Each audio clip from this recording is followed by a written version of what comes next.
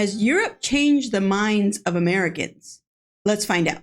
We are Lisa and Greg, an American couple living abroad in Spain. If you're curious about the crazy, funny, and surprising differences between the US and Europe, you came to the right place. Today's video is brought to you by TikTok Reacts, and Lisa will include a link in the description so you can go and show them some love. Yeah, it's what's something Europe has changed in your mind as an American. I think this guy is going to ask, and there's going to be a bunch of people answering. So. All right. And before we get going here, we are on our way to 20,000 subscribers. Go ahead and hit the subscribe button Hit the subscribe button and like the video or the button so you could be a part of the family. All right. Ready? Yes. Okay. Europe. What's something Europe has changed in your mind that now you can't let go? Okay, I could do 100 of these, but I'm going to start with politics. 100. See, in America, what we think we have is this. A nice equal system where the extreme left and the extreme right are basically the same distance apart. But in reality... So is he saying like that at the top up there, this is the extreme? I think that's what he's saying. Yeah, I don't think that's true anymore, that it's left, center, right. Maybe that's what he's about to tell us. Yeah, because I don't think that's true anymore. Yeah. I think once upon a time, there was some truth to that left, center, right. Right. You know, there's a lot of tests in America. That's a C. Okay, okay. My bad. Okay. I thought it was like an E. I don't know. Oh. Yeah, some people right there. He's like that. I was confused. Okay, let's go. Okay. The extreme left and the extreme right are basically the same distance apart. But in reality, if you're going to be on the extreme right, which you basically have to be if you're going to be in the Republican Party, basically anybody to the left of you looks like a communist by comparison. Now, I would say this is the European model. Now, these people over here, your Trumps, your QAnons, to them, this person who's to the right of even the most staunch anti-government European probably looks like a socialist by comparison. Yeah. And the problem that brings for somebody who's actually on the left is that there's no way to compromise with somebody who's this far away from you on the spectrum without some of your beliefs or actions falling somewhere in the far right wing. What that means in a practical sense is when these people say it's okay for cops to kill black people in the street is how we end up with a president whose extreme left view is to shoot them in the leg and not the heart. Oh. Well, that was pretty good. Did you understand what he was saying? Yeah, he was just saying that the Republicans, I think the Democrats as well, have gone too far to the right and left. Right. And so now, but he's only really talking about the Republicans here. Yeah. Have gone so far right that they're unreachable. They're like, you can't influence them. You can't talk to them. They're just lost. Yeah. Yeah. And if you go a little bit to the left, you're still to the right of how it used to be. Right. You can, if you don't agree with them exactly as it is on that side, you're some type of socialist or something. Exactly. Okay. That's how we end up with a president whose extreme left view is to shoot them in the leg and not the heart.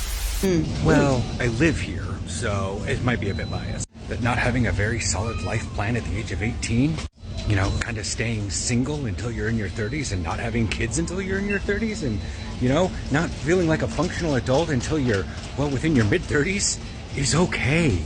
Yeah. It's fine. Also, that's true. That's something we didn't know. Have something to say. Yeah. Because it is true. There's some kind of social norm in the United States where 18, you have to be out of the house. Yeah. You have to have a decision. Yeah. You have to know what you're doing. And if you don't, it's kind of like people are always saying, oh, it's okay. You'll get there. You know, it's kind of like, no, it's like not socially accepted. It's not socially accepted because you need to be out on your own, making it happen. You know, don't be living with your parents and you're 20 years old. What's wrong with you? Right. You know? You're shunned upon, or there's a judgment there that's underlying that you probably don't even see, but you might see it slightly in people's faces, or you'll hear it online. Well, you know what's interesting? I looked at this with my Spanish teacher, and we did a search, and I think the average age, I think we looked up like the average age of people that still live with their parents or something like that. Here in Spain. And it was like 31 I think or it was 32 or something like that. And we looked it up in the United States. It wasn't 18, but it was like 21, I think, or 22, somewhere in there. Yeah, I think, especially after that age, it starts to, I think nowadays, maybe in America, because everything's so expensive, depending on where you live, 2021 is like, yeah, you kind of have to because it's so expensive. But yeah, but it's expensive here too. I mean, that could be the same reason. Oh yeah, that they stay longer. It's just socially accepted here. It's socially accepted and it's extremely family oriented. Right. Yeah, that's true. So your mid-30s is okay. It's fine. Also, the medical care here is so cheap and accessible that it allows people like me at 40 to still play American football. I was living in France for 7 months, so I would say it changed my lifestyle a lot. Firstly, I can't even wear Crocs outside anymore. Like, what'd she say? She said, firstly, I can't even wear Crocs outside anymore. Oh, okay. Or any really like athletic clothing to any place other than the gym. I'm not doing it. I'm also not in a rush to do anything, to go anywhere, to finish my food. I'm not in a rush to do anything. I love eating in now. Like, I don't want to eat in the car. I don't want to eat in a drive-thru. I just want to sit and eat. That's true. Lastly, I would say diet and exercise. I find myself parking further away so that I can walk because I watch so much in France, and then I'm also not eating the same things I used to eat because they didn't have Pop-Tarts. They didn't have all this sugar that we eat in the U.S. all over the place. And if they did, it was rated an F, so you don't even want to eat that. That's right. The ratings, right? They have ratings out here. We don't have ratings in the United States. So we thought that was super interesting. It makes you think. I will not buy something with an F. Oh, yeah, an F? No way. No. I mean, it better have A, B. Yeah. Yeah. You might go C because it's like, oh, but these cookies look so good. But I don't even know what is an F out here. Yeah, that's true. She was good. I think that one thing for sure, I know, remember we went back to the United States after we left here and we tried to walk everywhere? Yeah. And like it was impossible. It was impossible. The closest coffee shop, first of all, was Starbucks. Yeah, that was the closest one. No, that's another thing. But the closest one was like a 45-minute walk. Yeah, and we could only do it every Sunday. We only did it every Sunday. Yeah, and we would walk and we would stay there as long as possible. Yeah, like forever. 3-4 hours. Yeah. Oh yeah, because we wanted to feel like we were still in Spain. That's so true. I was born and raised in America. I came to the UK when I was 21. I broke my ankle not long after I got here and had a full operation, full physiotherapy for months, was looked after by doctors for months. Do you know how much it cost me? Nothing. It cost me nothing. Wow. I had my daughter here. I had full prenatal care. I tried to have a home birth, and I had a few teams of midwives and a doctor in attendance at my home. It turned into an emergency. I was taken to hospital and ended up having her in the hospital. And you know how much it cost me? Nothing. Oh my God. Yes, I do pay national insurance, but it's like... That's still shocking. Yeah, it is still shocking. Even though we live here, we've been here for a year and we've used their insurance. Yeah. We have private insurance. We pay like $200 a month for it. Yeah. But so we've used it. For all four of us. Yes. And Garrison, our son, he broke his ankle. Yeah. Like this, like he didn't need all that surgery and everything, but we went in there and not really knowing, and we paid nothing. Yeah. And you know, the first time you go in there, you do go in there with a little bit of fear. Like, I don't even know if I should go in here because, you know, I don't know what's going to happen. I'm probably going to have to pay thousands of dollars. Is it going to be worth it to go in here? How bad is the ankle really? You know, that's kind of how we think. But I don't know. It is pretty amazing. Yeah. That you don't have to have that concern. So it's like, I don't know, £10 a month or something. I don't know. Maybe it's more. I'm not sure what I pay, but it's not very much. And my healthcare is free. Oh, nice. Hi, I'm an American living in Germany, and my wake-up call Germany was realizing that the fact that I'm mortified of calling 911 in the U.S. is not normal. Yeah. In the U.S., you don't call 911 unless it is a near-death experience because that shit's expensive. I mean, that's what I still think right now. I wonder what she's about to say. Oh, about calling 911? Yeah. Or 112. I thought like we only know it's just an emergency. Yeah. Okay, true, let's see what she's about to say. You either take some Advil, chug some water, and sleep it off. Chug some water. That's or if that doesn't work, someone can rush you to the urgent care. But we still don't call 911. Right. And that's not normal. There has to be a deeper reason behind why America and Japan are the only countries in the world that wash their eggs. And if I know anything about how America likes to cut corners, save $1 at the expense of the people, I don't feel like I will like the answer once I get it. Yeah. So I've had the luxury of being in Sweden for about like 4 months now. And the first thing I noticed when I got here was the quality of the food. The quality of the food is so much better than what it is back home in the U.S. Even the McDonald's, like you can tell the food is real, like it's real chicken, it's real beef, it's real food. And compared to back home, nah. Like we have a lot more options of like fast food and all that type of shit back home, but the quality of the food is just so much better here. It's fresh, it's real, and back home, hell no. Like I would never eat Burger King back home, but here in Sweden, it just tastes so good for some reason. I feel like, did it ever used to taste good in the United States? Or like when we were little or something? Was the McDonald's good? Probably when we were little. Yeah, I kind of feel like it's just gotten worse. But it's probably gotten worse. Yeah, that's kind of what I've seen. They need to keep cutting corners to keep their profits higher or keep doing something so that they continue to grow. And my man got a potty mouth. He got a potty mouth. He is just letting it loose. He does not care. Also, the safeness. Like, I have not felt unsafe, not once, while I've been here in Gothenburg. So, Gothenburg. This is going to sound strange, but the milk in America really creeps me out. I'm not American, I'm British, but I live in America. And back home, our milk goes off within a few days of opening it. Yeah. And it stinks, like it's got lumps in it, you can tell that it's off. But the milk in America legit lasts for like weeks. And that really creeps me out. Like I don't know if I'm going crazy. Well, another thing about milk here is that it's not in the refrigerator. Oh, yeah. Until you buy it and open it, then it has to go in the refrigerator. But it just sits. So those are the two things, the milk and the eggs. We were like, these are not refrigerated? Right. Those are always shocking. And I think the milk lasts about 7 days here. Yeah.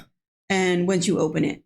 But so there's something in the milk in the United States. And also I feel like here in Spain, the milk container is smaller. So it can only last. That's true. Because you go through it, within a few days. They're just like little boxes. Yeah. And it's only €1. Yeah, I know. It's crazy. There's that. Yeah. How cheap it is to travel. This is applicable for the rest of the world, not just Europe. But accommodations and public transportation is so cheap in Europe. And traveling is a life. And free in Luxembourg. Was it Luxembourg? Yeah, it was free in Luxembourg. Was it? Yeah. Oh, okay. The bus transportation. Yeah.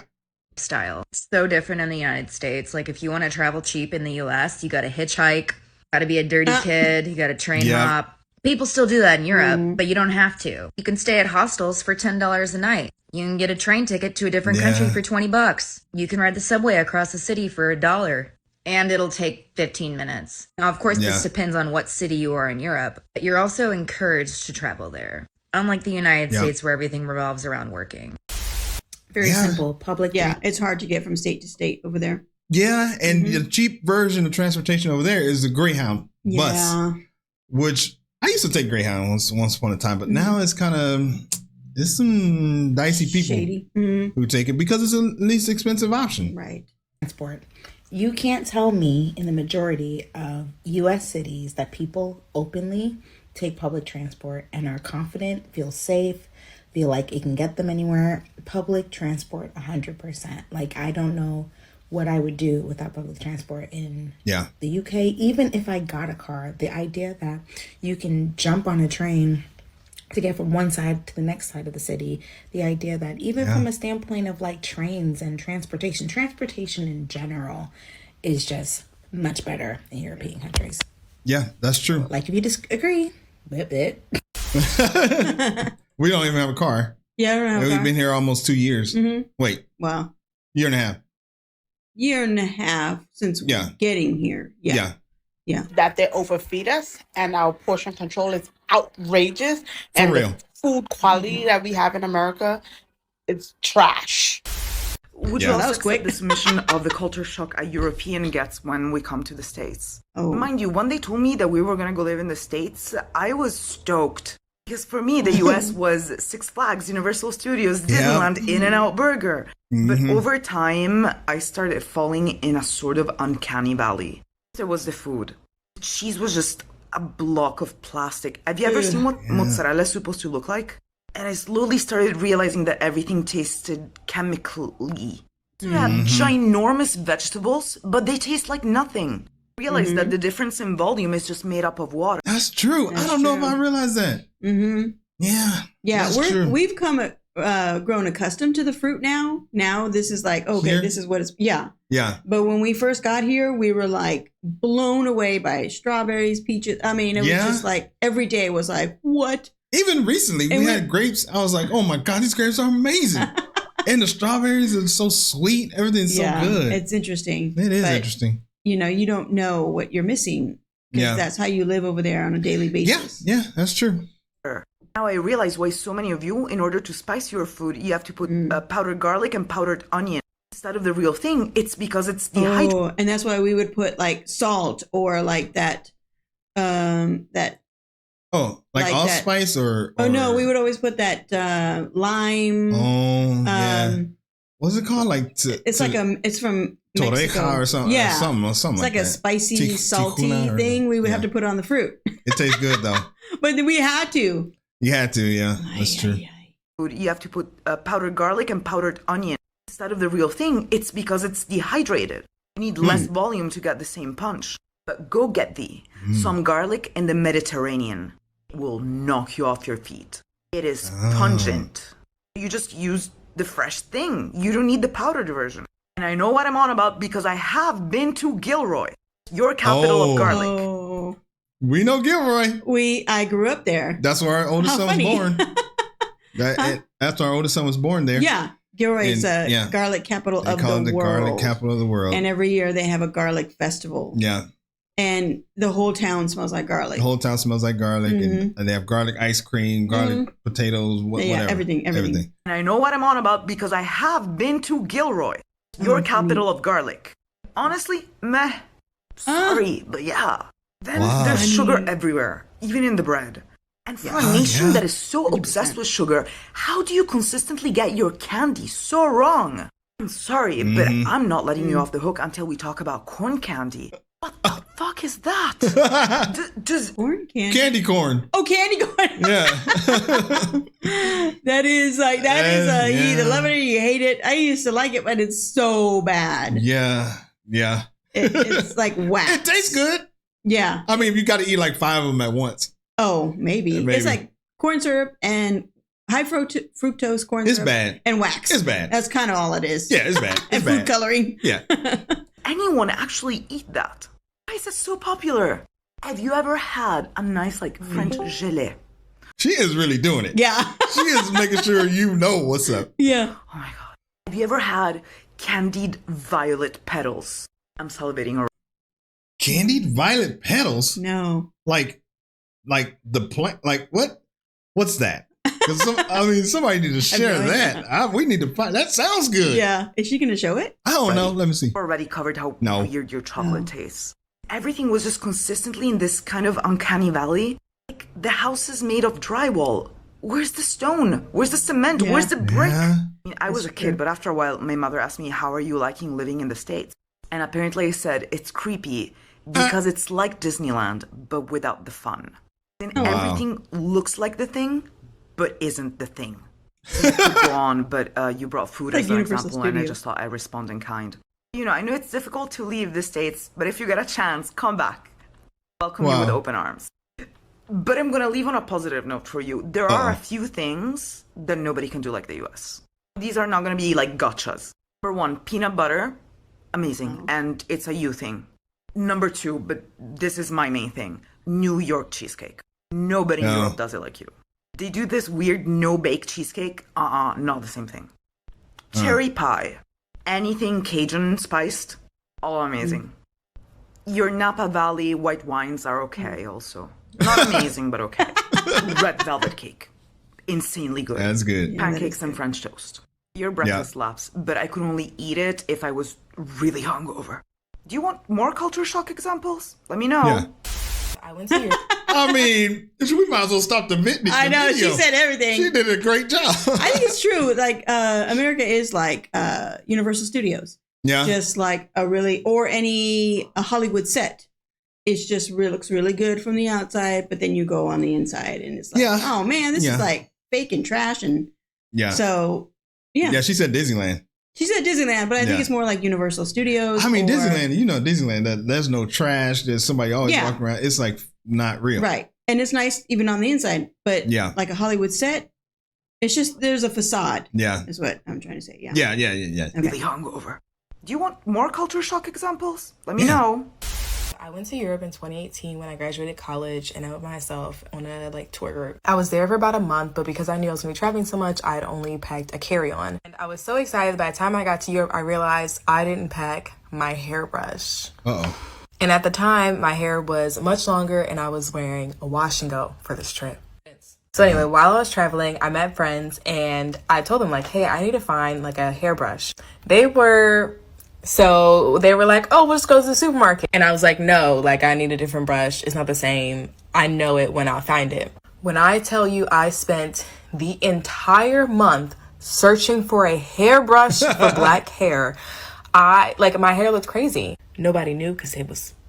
And it made me realize that even though I complain about America all the time, I still have access to hair products that are made for me. Braids next time. Oh, interesting. What? That was interesting. So that wasn't anything about Europe. It was Europe, you don't have what I need. Yeah. That one didn't go. Yeah, that one didn't fit. No, that was interesting. They kind of just threw that one in there. Yeah. I'm let's throw this one in. Let's get them at the end. All right. That was interesting. Yeah. Let's take a look and see what the people got to say here. All right. Let's see. Okay. I feel sorry for all the Americans who came to Europe and found out that the U.S. is not that great after all. Mm-hmm. Not one functioning developed democracy in the world has ever heard of medical bankruptcy. Mm-hmm. That's interesting. We have a nutrition traffic light system on the food labels. Mm-hmm. The U.S. Trade Commission has described that as a barrier to any USA-UK trade deal. Oh. Interesting. Ask yourself why USA food producers don't want you to know the nutritional content. Everything's going to be in. Oh, sorry. I didn't let you finish. Wow. It's because everything's going to be an F, a D or F. Right. Wow. Yeah. Okay. I mean, okay. I thought that was good. That was good. That was good. Yeah, that was good. All right. Well, hey. If you're watching this and you have some examples like that, go ahead and put those in the description. We always like the comments that happen along on these videos that we create. Yeah. We do have a Patreon. We have a free option and a paid option. And we also have a Discord if you want to go and check that out. Both of those Patreon options do have the Discord link. As always, thanks for stopping by. And we will see you on the next video. Bye. Peace.